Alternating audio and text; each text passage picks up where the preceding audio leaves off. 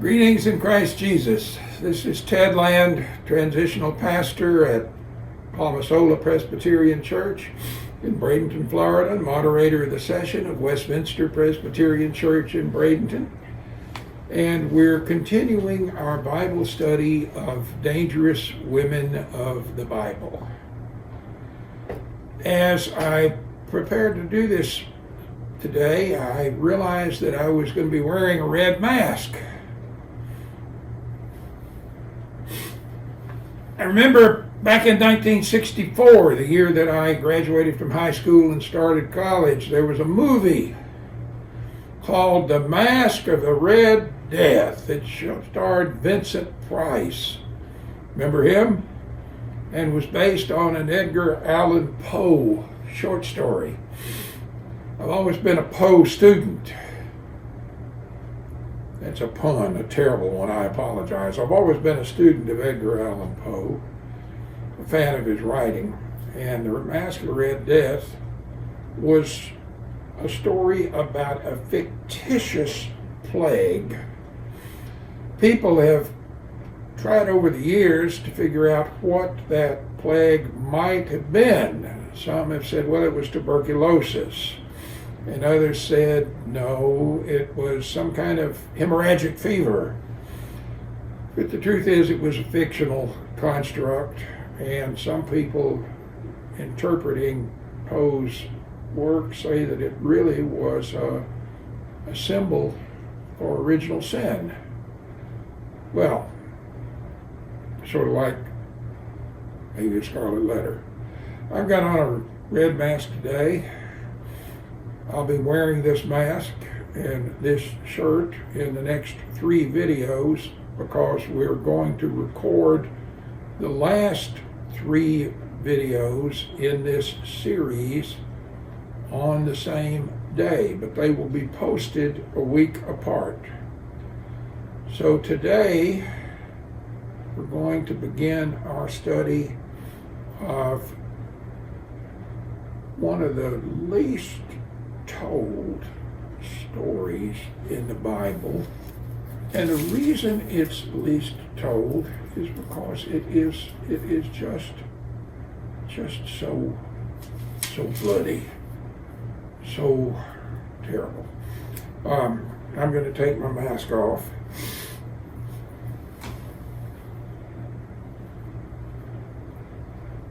Get my bandana out. Wipe my dripping nose. My allergies persist in spite of everything, and so be it. Now,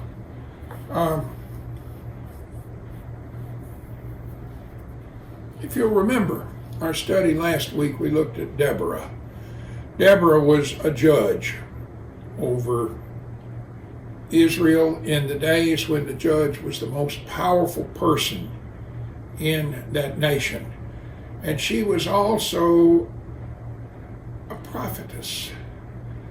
And that prophetess prophesied that Sisera, the general of the armies of the Canaanites, would die at the hand of a woman. Now you will remember that Sisera, the general, escaped. He jumped out of his chariot and fled on foot when the armies of the Israelites were routing the chariots of the Canaanites. Now, our story picks up in verse 17 of chapter 4 of the book of Judges. Now Sisera had fled away on foot to the tent of Jael, wife of Heber the Kenite. For there was peace between King Jabin of Hazor and the clan of Heber the Kenite. Jael came out to meet Sisera and said to him, "Turn aside, my lord. Turn aside to me, have no fear." So he turned aside to her into the tent, and she covered him with a rug. Then he said to her, "Please give me a little water to drink, for I am thirsty." So she opened a skin of milk and gave him a drink and covered him. He said to her, "Stand at the entrance of the tent, and if anybody comes and asks you, 'Is anyone here?' say, 'No.'" But Jael, wife of Heber, took a tent peg, took a hammer in her hand, and went softly to him and drove the peg into his temple until it went down into the ground. He was lying fast asleep from weariness, and he died. Then as Barak came in pursuit of Sisera, Jael went out to meet him and said to him, "Come, and I will show you the man whom you are seeking." So she went into the tent, and there was Sisera lying dead with a tent peg in his temple. So on that day God subdued King Jabin of Canaan before the Israelites. Then the hand of the Israelites bore harder and harder on King Jabin of Canaan until they destroyed King Jabin of Canaan.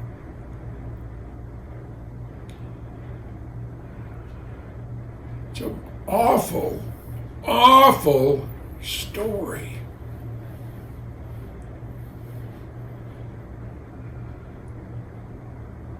A story of deception, treachery, murder.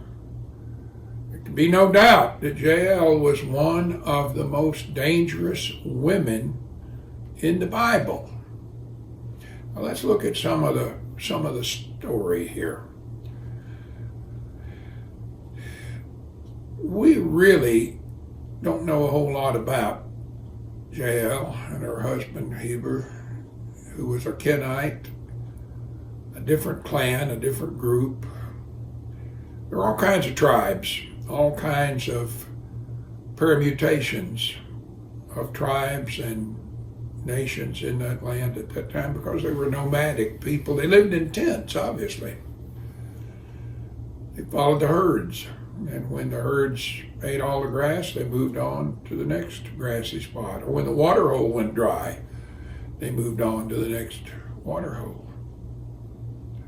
And Jael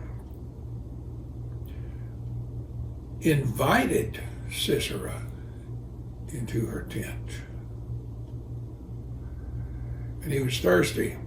And it says she opened a skin of milk. In those days, the skin of a goat or a lamb would be tanned and used as a water bag.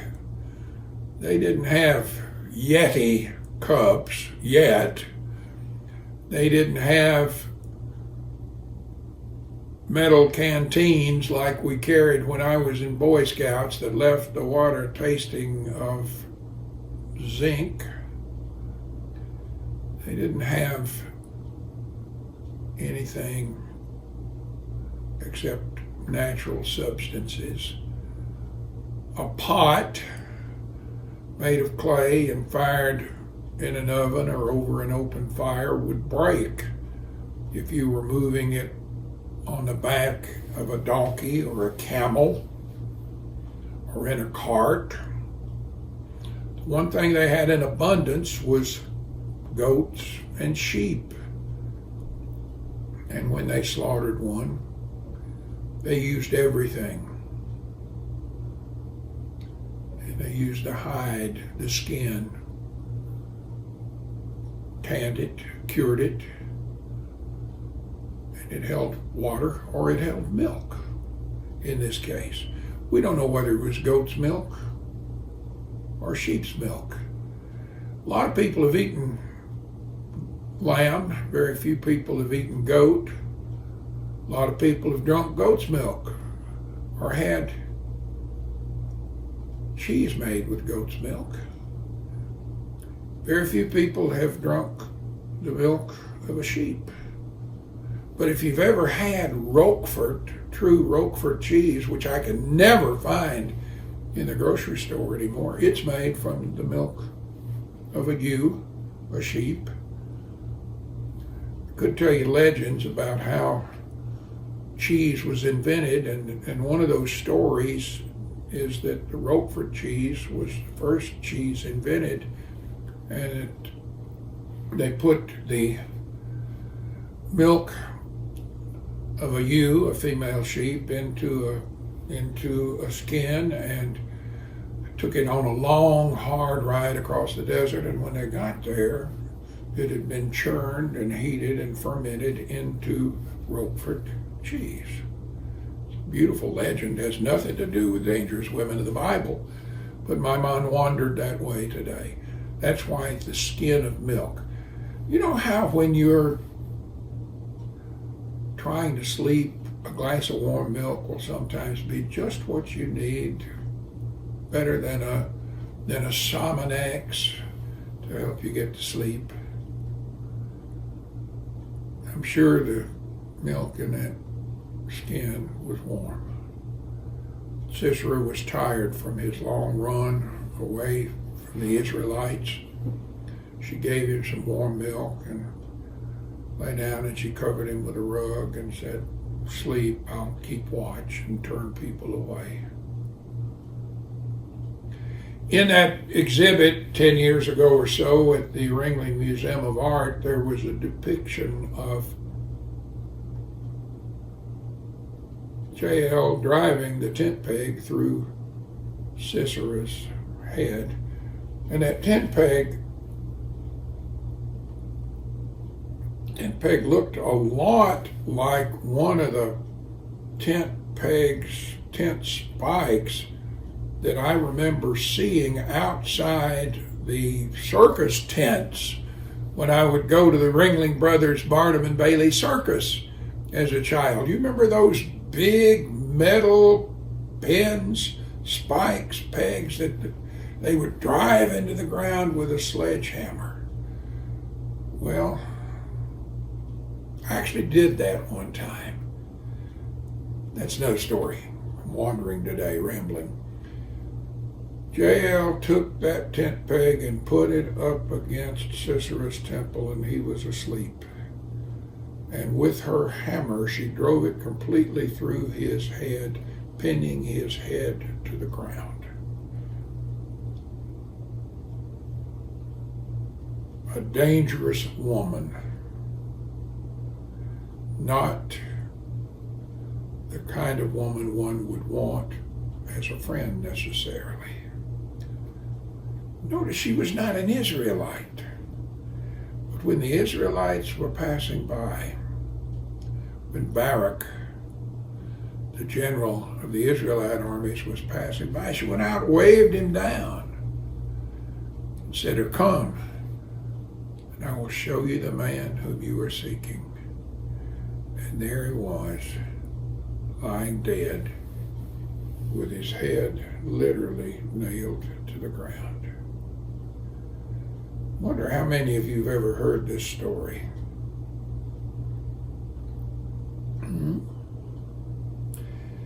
Jael was a Bedouin woman, not a Jew like Deborah or even a Canaanite like Sisera, but a stranger, a sojourner, a nomad of the desert.